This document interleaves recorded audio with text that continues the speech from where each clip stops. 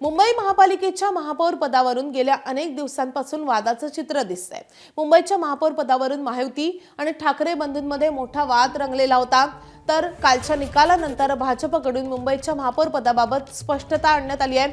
मुंबईचा महापौर हिंदू आणि मराठीच होणार असल्याचं मुख्यमंत्री फडणवीसांनी सांगितलंय। तर ठाकरे बंधूंवरही मुख्यमंत्री फडणवीसांनी जोरदार निशाणा साधलाय।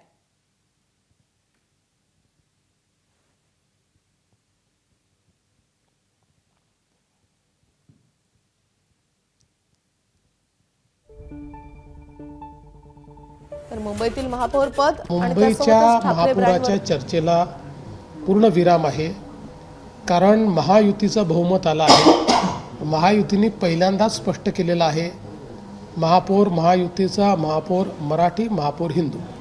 महाराष्ट्रामध्ये ब्रँड जर म्हणाल तर एकच होता, तो म्हणजे हिंदू हृदय सम्राट शिवसेना प्रमुख बाळासाहेब ठाकरे। इतर कोणीही आपल्याला ब्रँड समजणं हे अतिशय अयोग्य आहे। तशा पद्धतीने कोणीही समजू नये असं माझं मत आहे। मी असं म्हणतो की जर बाळासाहेबांच्या विचारांशी प्रातारणा केली नसती तर ही अवस्था कधीच आली नसती।